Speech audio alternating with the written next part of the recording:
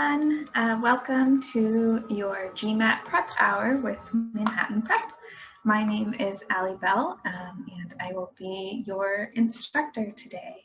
I am joining you from the San Francisco Bay Area. Would love to get a feel for who is with us tonight. If you feel up for it, you have a little chat feature that is probably blinking. Robert just dropped a question in it. Robert, we're going to be doing verbal today. Our focus is critical reasoning. If you could say hello in the chat window, let me know your name, where are you joining us from, and where are you at in your GMAT journey? Are you just starting out? Are you in the middle of studying? Are you about to take your test? Let us know. Take a moment to say hello. Hi, Arjun. Great. Okay, working on the executive assessment. Guillaume, welcome. Bridget, hi.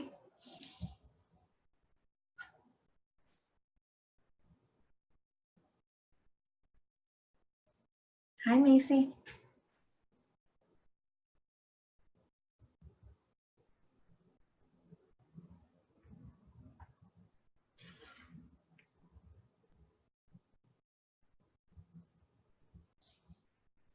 All right, keep those introductions coming. And feel free throughout the session, if you have any questions that you'd like to address to me, you can put them in the chat, and I'll be keeping an eye on the chat and answering them as I can. But let's go ahead and get started. So first, if you're joining us tonight, I realize you're probably in the midst of your GMAT study. And just wanted to share that we do have a few other free options available for you if you're looking for more of this kind of thing. One of my favorite free options that we offer is that you can join one of our live GMAT classes, session 1, for free. So we offer classes both online and in person in most major cities. They are 3 hours long, and the first session is full of great content focused on data sufficiency and sentence correction. If you'd like to give us a try, you can sign up as a trial student and attend that session 1 free of charge with no obligations, no commitments. You can just enjoy a class with one of our awesome instructors. Another thing that you can try through our website is our interactive on-demand course, which is called GMAT Interact, which offers a comprehensive dive into our GMAT curriculum, so you can get a sample of that on our website. If you're interested, just check out our website. The link is right there. So today's focus is going to be on critical reasoning. And I think of today's lesson as sort of learning the different flavors of critical reasoning. One of the biggest things that you can do to help yourself improve on critical reasoning is to learn all of the nuances of each of the different types of questions that the GMAT will ask you. So today we're going to talk about the 6 most commonly tested types of questions in critical reasoning. You can see them listed here. We're going to do an example of each of these question types.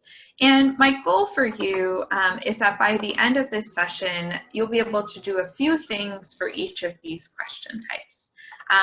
First, you want to be able to identify the question type itself when you're working through the GMAT in a mixed setting. So you have a question pop up. Can you tell, is it a strength and weaken question, or is it an explain the discrepancy question? You also want to know the best procedures for each of these question types. So while many of these question types have quite a bit in common with each other, there are certain tendencies that allow you to use specific strategies that will be more helpful for one question type than another. So you want to know, for example, that when you do an assumption question on critical reasoning, that it's possible to use what we call the negation test.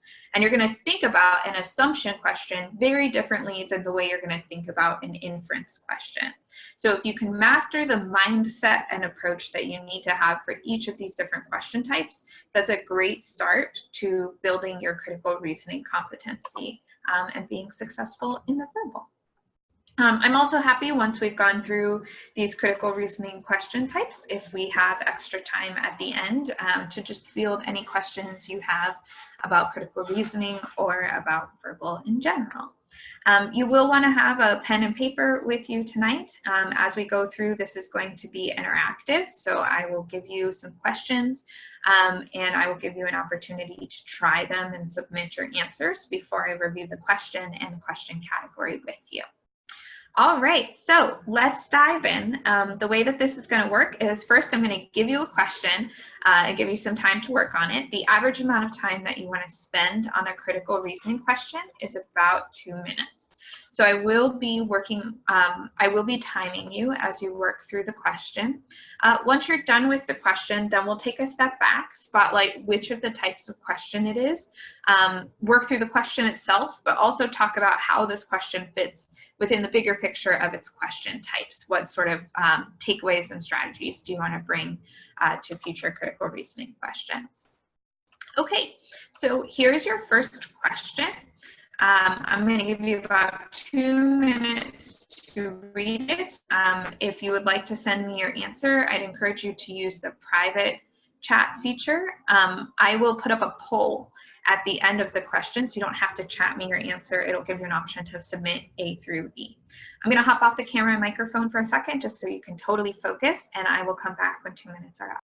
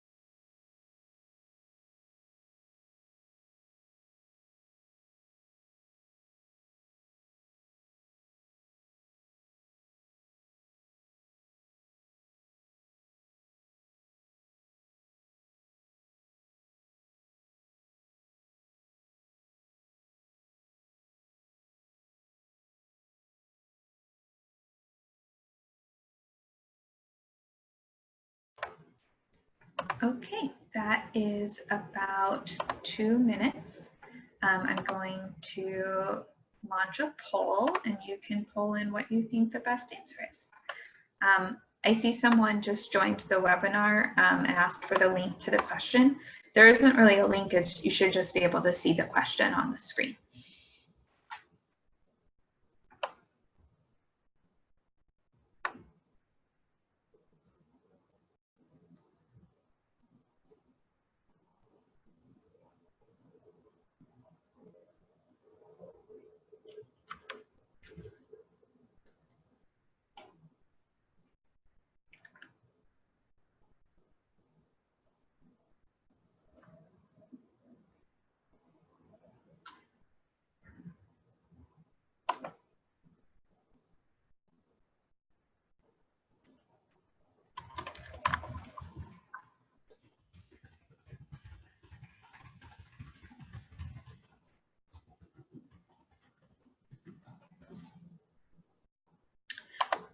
Okay, thank you to everybody who has polled in. I'm going to end the polling for now, and I have a pretty good sense of what answers folks are picking here. All right, so I promised that we would put each of the questions we're doing tonight in the context of the general question types that you're going to see in critical reasoning. Anytime that you're studying for the GMAT, your focus should always be shifting between, okay, I want to understand this individual question, but I also want to understand the pattern that this question generally represents in the GMAT. I'm not going to see this exact question on the GMAT, but I want to know how to approach this type of question. So this type of question is what we call a describe the role question. You might also see it titled an argument structure question. A describe the role question is generally going to be characterized by having one or two bold-faced sentences. So the sentences that are darker than the other sentences. In addition, you'll see language in the question stem that asks you something along the lines of, what is the role that these two bold-faced sentences play? So in this particular one, it says they play which of the following roles? When we're talking about a role in an argument, we mean what is the function of that sentence in relationship to the main point or conclusion of the argument. So being successful with a question type like this means you follow a certain particular procedure. I'm going to start with what not to do. Oftentimes when we first look at a question like this, the first thing that we do is we just really hone in on the bold statement. And we're like, okay, let me read the bold part first. The problem with approaching it that way, or the challenge with approaching it that way, is that then you're going to really understand what the bold part says, but it's not asking what the bold part says. It's asking what it does in relationship to the argument as a whole. So rather than having tunnel vision, where we focus on the bold part, in fact, what I like to do instead is my first read through, I actually kind of ignore the fact that there are bold-faced sentences. And instead, when I know I'm dealing with this question type, my first step is always going to be to identify the conclusion of the argument.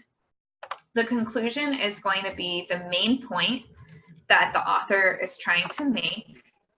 It will be a particular sentence. So I'm not trying to summarize. I'm literally trying to find a text that expresses the author's main point. A conclusion should always be some form of opinion, so something that is potentially debatable. And it is always going to be something that receives support from other parts of the argument. So as I work my way through this particular argument, I'll kind of think out loud for how I might approach this. So the first sentence seems to be giving some background information about something that is generally true, and then another statement that is generally true. Both of these seem to be facts, and they do not seem to be something that is potentially debatable. They're just stating, okay, these are two true facts. I'm not sure what the person who wrote this thinks about these facts yet. But then I get this really critical word, however. Any type of contrast or transition word is really big on the GMAT. Typically, what these words are going to indicate is the previous portion that we just read might reflect someone's opinion, but not the author's. When I say, however, that suggests, here comes what I think about this. So I'm anticipating that the author's opinion, the conclusion of this argument, is going to be buried somewhere in this next portion where they're commenting on the two statements that they just discussed. So now we get, however, eliminating the state requirement that legal advertisements must specify fees for specific services would almost certainly increase rather than further reduce consumers' legal costs. Okay, this is sounding like conclusion territory because it's definitely an opinion. It is something that is clearly debatable. So what I want to do to check if it is truly the conclusion is keep reading to see if it receives support from the rest of this argument. Lawyers no longer have an incentive to lower their fees when they begin advertising, and if no longer required to specify fee arrangements, many lawyers who now advertise would increase their fees. Okay, so this seems to be explaining why this would increase rather than reduce legal costs for consumers if legal advertisements had to specify fees.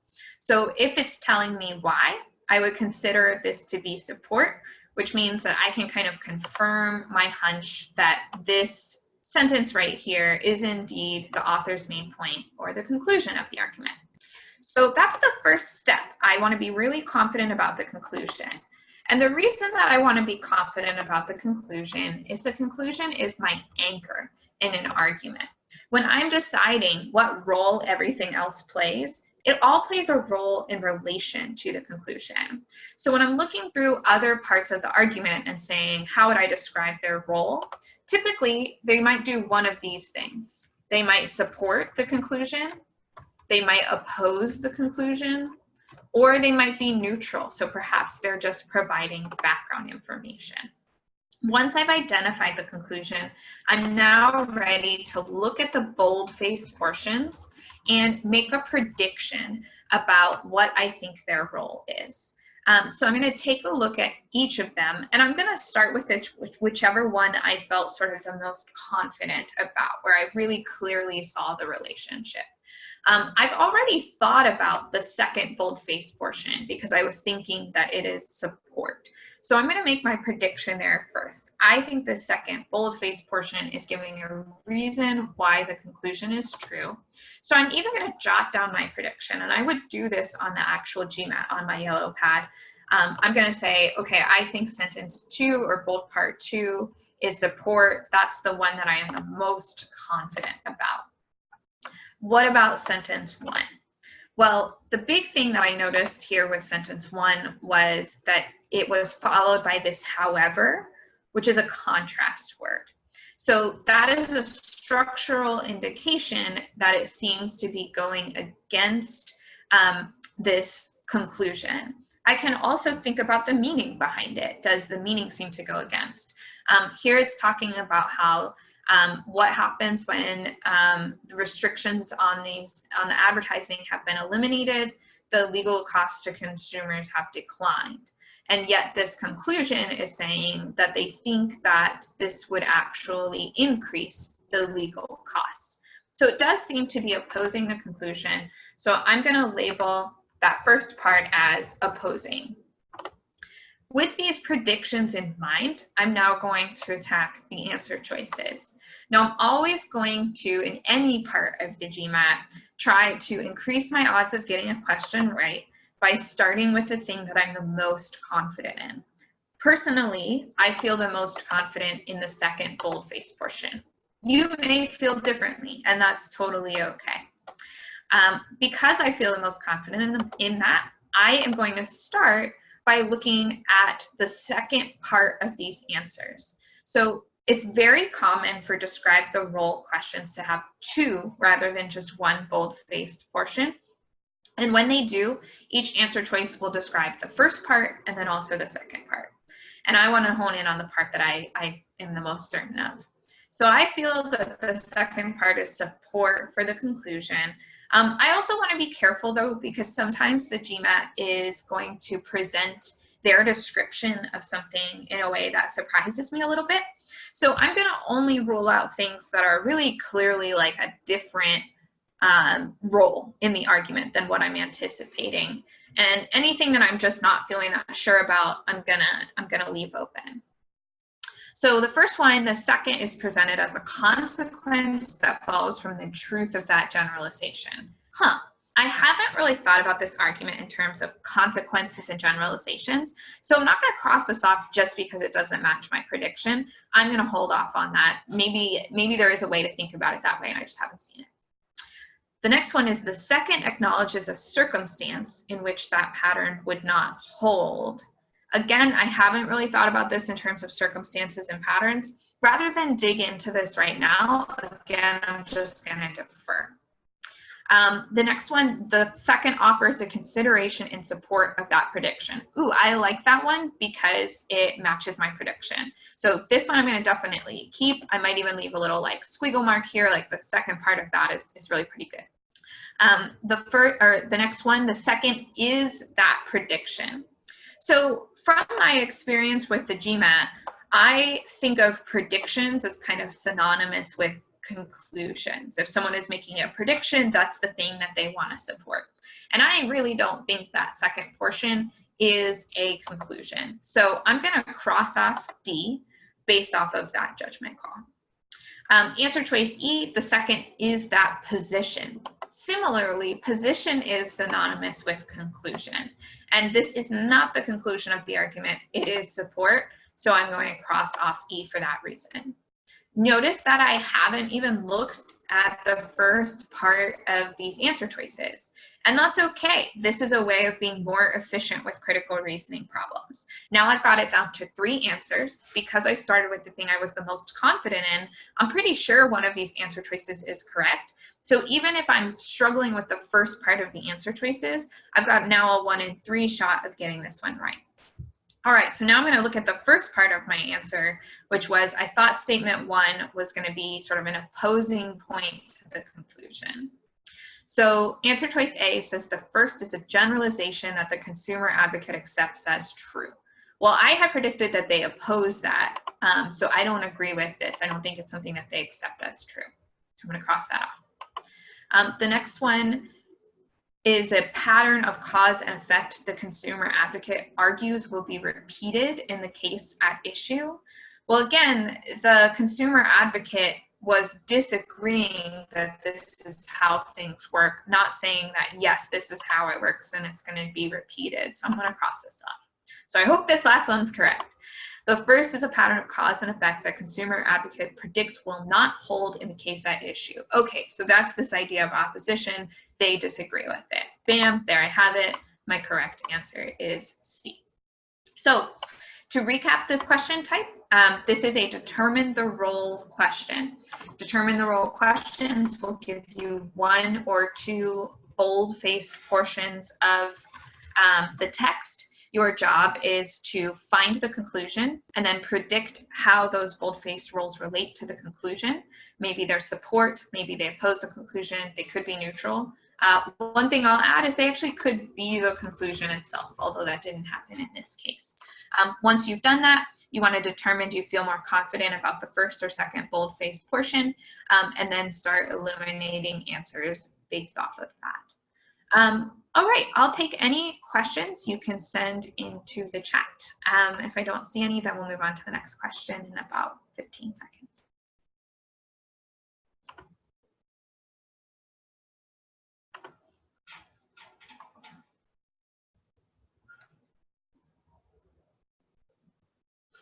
Hey, Robert, yeah, so the reasons that I eliminated A and B were because of the first portion of the answer choice. I had identified that the bold-faced portion up here was an opposing point to the conclusion. And I did that because I saw this word, however. And then I had identified the next sentence that I'm circling right here. This is my conclusion. So the problem with both A and B is that they seem to suggest that the bold-faced portion is something that the author agrees with, when in fact it's something that the author disagrees with, as indicated by that contrast word, however. So accepts as true indicates agreement. That's why I would cross that one off. Argues it will be repeated in the case at issue also indicates agreement. So I'm just focusing on the fact that the author seems to disagree. I don't even worry about the second portion because the entire answer needs to be correct in order for me to select it. All right, let's move on to another question type. Again, I'm going to give you 2 minutes to try this question, then I'll throw up a poll, and then we'll talk about the question type. Here you go.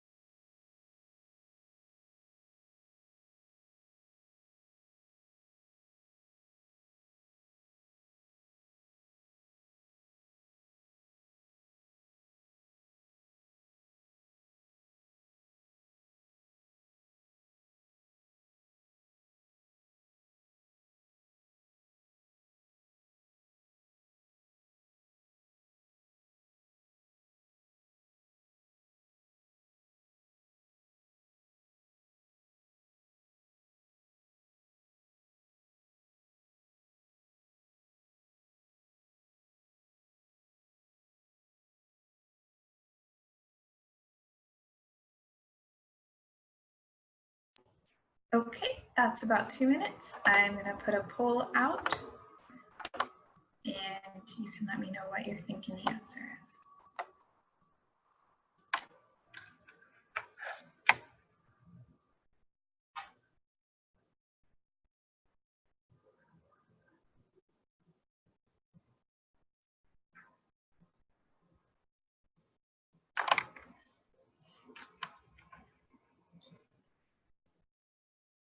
Great, thank you so much to everybody who participated in the poll.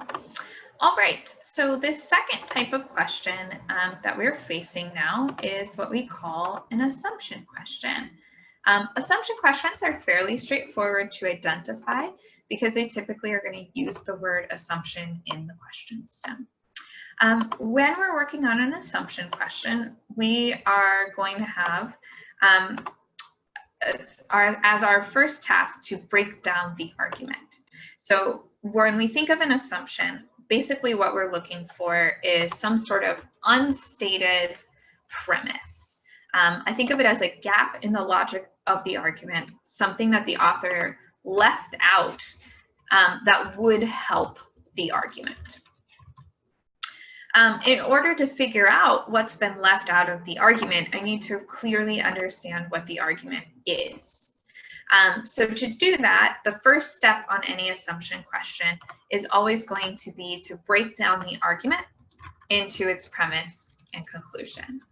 So you'll notice that the skills that we used on the last question are going to carry over to this assumption family question. So first I'm looking for the conclusion. The GMAT is usually fairly kind about giving me little indicator words like therefore to help me identify the conclusion. I also think about, is this something that is receiving support from the rest of the argument? And it is. So I'm going to map out my conclusion and premise using this little diagram technique. So my conclusion is that the way that bicycle technology is innovated, so innovation in bicycle tech is limited by basically what is standard for competition, by standards for competition. And then I want to think about the reasons why that would be. So the main reasons that I'm given are they manufacture bicycles in a way that reflects demand. And the only cyclists who want innovation and are willing to pay for it are racers. So the only ones who want innovation and will pay for it are racers. And so then the bicycle technology innovation is limited by standards for racing competition. So one of the things that I want to do before I start looking at answer choices is think about what are the gaps that I currently see in the logic of this argument.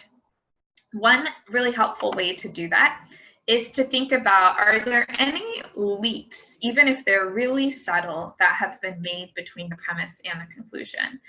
For example, is there any language that shows up in the conclusion that was not in the premise?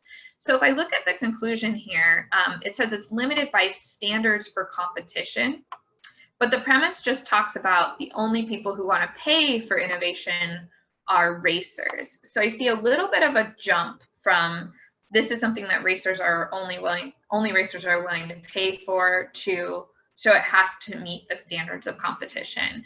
And I start thinking to myself, is there anything kind of in between that? Like maybe there are bicycles that racers are willing to pay for, but they don't meet the standards for competition. What I want to think about when I am trying to come up with these gaps is if I accept that the premise is true, so I accept, yeah, okay, the only people who want innovation in their bicycles are racers, how could it still be possible that the conclusion is not true? Well, maybe those racers want a bicycle that they're not going to use in competition. I don't know why, but it is something that is left possible by the argument. So with that in mind, I'm going to take a look at the answer choices. Oh, Jared, thanks. That's really helpful. Yeah. So Jared's elaborating using his background knowledge that there are all kinds of innovative bikes that a bicycle racer might buy that aren't for competition. Awesome. All right, so I've got kind of a prediction in mind that perhaps the gap is going to reflect the demand from racers for bikes that can't be used in competition, and I'm going to work through the answer choices, but I also want to be super open-minded that there might be something that I didn't anticipate.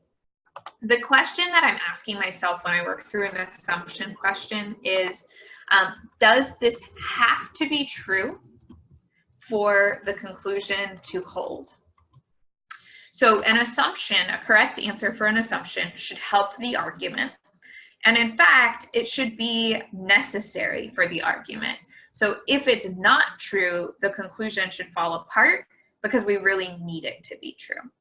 So let's take a look at the answer choices. Answer choice A tells me the market for cheap traditional bicycles cannot expand unless the market for high performance competition bicycles expand. So I always reference my conclusion when I'm trying to figure out what an answer choice is talking about. So my conclusion is just that technological innovation in bicycles is limited by standards for competition. This doesn't seem like something that has to be true in order for it to be the case that technological innovation is limited. I could imagine a world in which, you know, people buy lots of cheap traditional bicycles, but they don't want innovative bicycles unless they're competing. So I would say that this is an example of something that is not going to have an impact on the conclusion, because our conclusion is focused on whether this bicycle technology is limited by standards for competition. When I look at answer choice B, high performance bicycles are likely to be improved more as a result of technological innovations developed in small workshops than as a result of technological innovations developed in major manufacturing concerns. Well, my conclusion is not really impacted by where the bicycle tech innovation happens. So maybe this is something that could be true based on my argument, but this is not my job here. My job here is to say, does this have to be the case in order for me to prove the conclusion that standards for competition are limiting to bicycle technology? Where these bicycles are made or where they are improved doesn't really have any known relevance to whether they are affected by competition standards, so I'm going to cross this out. Answer choice C, bicycle racers do not generate a strong demand for innovations that fall outside what is officially recognized as standard for purposes of competition. Oh, so this one kind of goes with my prediction that maybe bicycle racers would want bikes that you know, could be used for something else besides just competition, like Jared was saying, you know, a mountain bike or something. So one way I can check if I think I've got a good answer, one way I can check to see if it's correct is to use a tool that's called the negation test. The negation test is a tool that's specific for assumption questions. And the way that it works is I ask myself, what if this answer were not true? And if it's the correct answer, when I say that it's not true, the conclusion should fall apart. So let me try it. If I say bicycle racers do generate a strong demand for innovations that fall outside of what is recognized for competition, well, then it's no longer true that this tech is limited by standards for competition. So this is looking really good. The reason that the negation test works is that if I have found the correct assumption, it is something that I need to be true in order for my argument to work, which means that if it's not true, my argument will not work. So I'm really liking answer choice C. I'm going to hang on to it and check out the other two answers to make sure it's not anything I like better. D says the technological conservatism of bicycle manufacturers results primarily from their desire to manufacture a product that can be sold without being altered to suit different national markets. So this is talking about why bicycle manufacturers are conservative with the technological development. But that doesn't really tell me anything about whether they're willing to innovate beyond the standards for competition. So I'm going to cross that one off. And then finally, for E, the authorities who set the standards do not keep informed about innovative bicycle design. Well, if they don't keep informed about innovative bicycle design, that almost seems like, you know, so the bicycle technological innovation is limited by what they allow. I mean, it seems related, but it's not clear what the impact on the argument would be. Just because they don't keep informed about it doesn't mean that that's affecting the standards that create, which are then affecting the bicycle tech. Maybe they're not informed, and so they're accidentally allowing all this crazy innovative technology to come in. Maybe they're not informed and they're accidentally restricting technology. When something has an unclear impact on the argument, we would not call it an assumption, because an assumption has to be something that clearly helps the argument, not something that could help or could hurt the argument. So with that in mind, I've used the negation test to prove that my correct answer here is C. All right. If you have any questions, you can throw them in the chat. In the meantime, we're going to move on to our next question type. So we've seen determine the role, we've seen assumption questions. Let's see what else the GMAT can throw at us. Give you 2 minutes.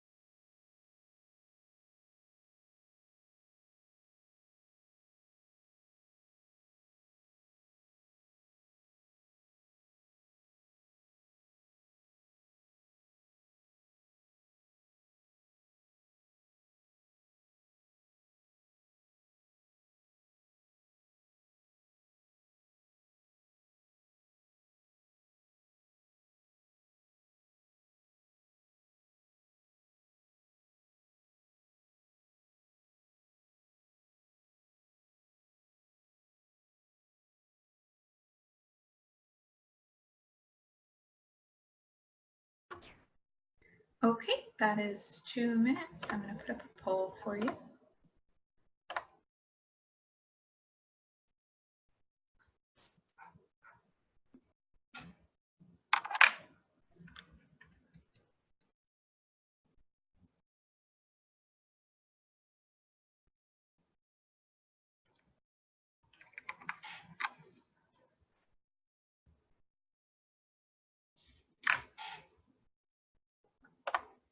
Okay, thank you.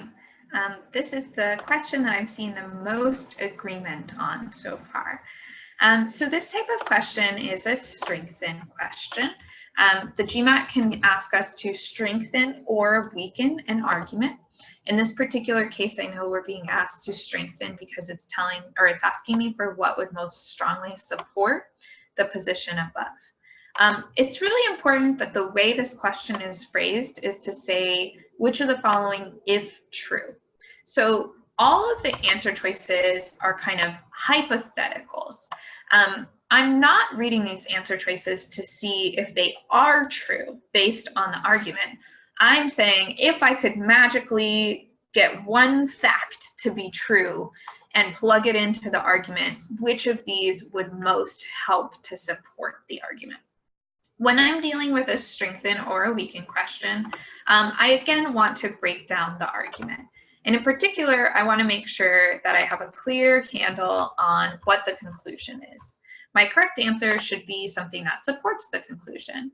So in this particular argument, we get our conclusion as the last sentence. We have another one of those contrast words.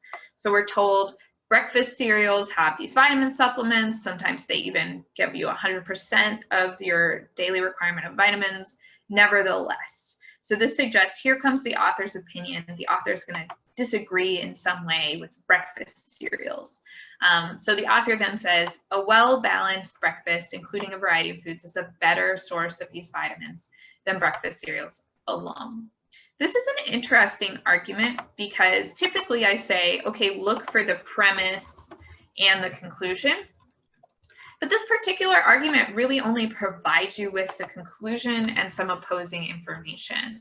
So it's saying, for some reason, a well-balanced breakfast is a better source of vitamins than these cereals. And because I haven't been given any premise at all, my job on a strengthen question for this particular one is just going to be to find a premise that would provide some support for this conclusion. So I'm looking for a reason why these well-balanced breakfasts would be superior in some way to fortified breakfast cereals. I do want to take into account what I've already been told. So I already know that some of these cereals can give you 100% of your requirement of vitamins. So I'm guessing that the correct answer is going to be something that kind of goes beyond that. Like if both balanced breakfast and cereals can give you 100% of your vitamins, what is special that makes well-balanced breakfast have the edge? So I'm looking for that as I go through the answer choices. One thing that I want to be mindful of is that oftentimes on strengthen questions, I'll get a couple answers that would weaken the argument and vice versa. So I want to be careful that I stay focused on I want to strengthen this argument. So I'll check out answer choice A. In many foods, the natural combination of vitamins with other nutrients makes those vitamins more usable by the body than are vitamins added in vitamin supplements. Interesting. So at first glance, I don't see anything about well-balanced breakfast, but it does talk about a variety of foods in my conclusion. And so here we're getting this particular reason that, yes, they both provide vitamins, but maybe those vitamins are more usable when I get them through a balanced breakfast than they are when I get them through fortified cereal. So I'm going to mark this as a possible correct answer. I'm going to focus in on the two other answers that folks chose, which were B and D. I didn't see anyone pull in for C or E, so we'll focus in on these.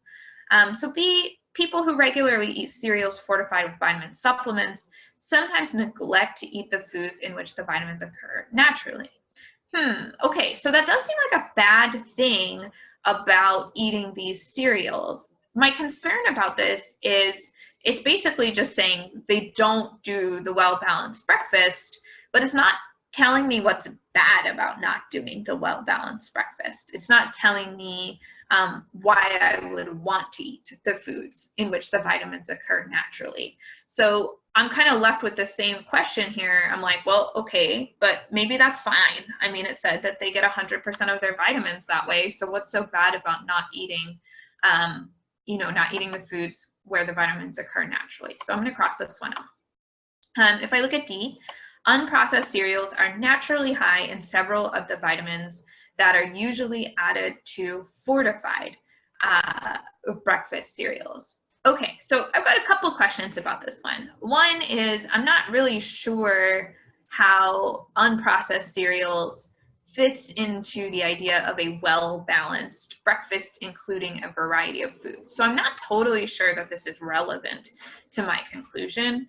And they're naturally high in several of the vitamins added to fortified breakfast cereals. Again, I'm not really sure, you know, so if I assume that these are reflective of a well-balanced breakfast, I basically end up knowing like that both well-balanced breakfast and fortified cereal have vitamins, but I don't know why one is better than the other. So it doesn't give me enough information for me to choose. So based off of this analysis, I'm going to choose answer choice A because it gives me a specific differentiator between these two breakfasts. While this is not a question type, it is a logic pattern that the GMAT will often present you with comparisons between two different things. And typically when you have an argument that's based on a comparison between two different things, you are going to want an answer choice that differentiates in some way between the two. So in this case, we have this clear differentiation that one type of breakfast makes the vitamins more usable. Yeah, Robert, I agree with you. In this argument, there is no premise. The stuff before is facts that oppose the conclusion. So it's an unusual move by the GMAT, but it's a great reminder that we shouldn't just assume that something is a premise. We want to think about the meaning behind it. All right, so there you have a strengthen question. Let's take a look now at another question type. I'll give you 2 minutes for this one.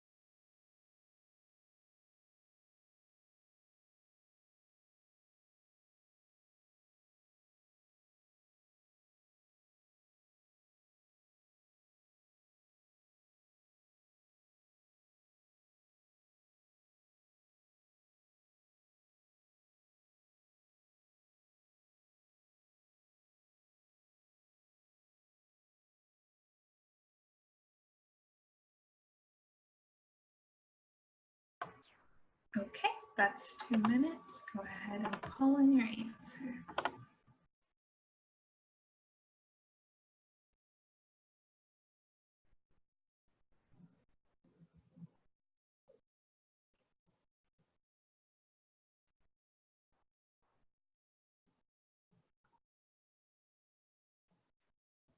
Okay, thank you.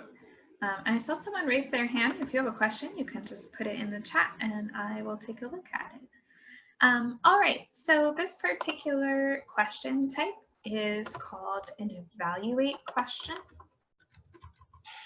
An evaluate question kind of builds off of strengthen and weaken questions. So you can see the way the question is phrased is basically what would we be able to figure out that would help us evaluate this argument. The correct answer to an evaluate question is something that would have an impact on the argument. So if we are looking at answers, these are often going to be formed in terms of a question or something that you might find out. And it's kind of, the way that you think about it is, if you find that out and it points in a certain direction, it might strengthen the argument. But if it points in a different direction, it might weaken the argument. And I think that the best way to see this is to take a look at the correct answer. So y'all did a really amazing job with this question. The vast majority of folks pulled in with answer choice E, which is the correct answer. So let's see how this works with this sort of evaluate mindset. So if I look back up at my argument, I'm always looking for what's the conclusion. I'm told guitar strings go dead after a few weeks of intense use. And then we've got this person who hypothesizes that dirt and oil are responsible for this, not material change or changes in material properties of the string. Interestingly, we've got another argument that is really just a conclusion with no premise. I don't know why this researcher thinks that it's dirt and oil. So I'm going to be looking for something that, if I find some information about it, it could perhaps strengthen that argument or perhaps weaken it. When I look at answer choice E, it says determine whether smearing various substances on new guitar strings causes them to go dead. So if I imagine, that we do some research into that and we figure out that the answer is yes, smearing substances on guitar strings causes them to go dead, then this really provides a lot of support for the idea that dirt and oil might be responsible. It strengthens the argument. On the other hand, if I say I do this research and I find out, no, actually, it doesn't cause them to go dead, then it really substantially weakens the argument. Dirt and oil are substances, so maybe they don't cause the strings to go dead. So the critical feature of an evaluate question is finding out this information would have a significant impact on the argument. It could go either way. This information, depending on how it goes, could potentially strengthen the argument or could weaken the argument. So it's kind of like, what is the critical question that I need to answer to determine if this argument is strong? All right. I'm sorry to hear that. Someone said they can't participate in the poll. You can always just send me your answer via chat, and you can turn it to a private chat and send it to me in particular if you'd like. Okay.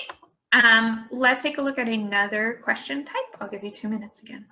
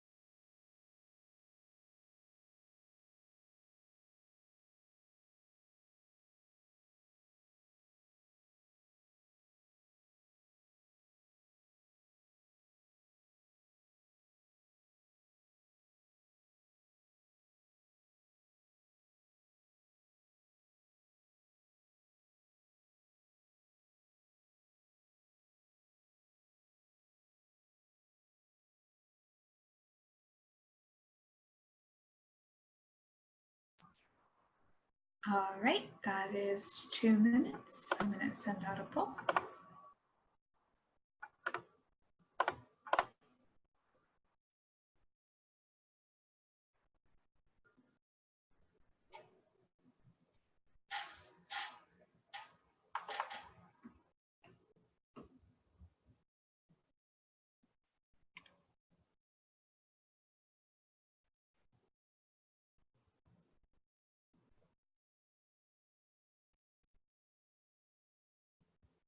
Okay, thank you, everybody.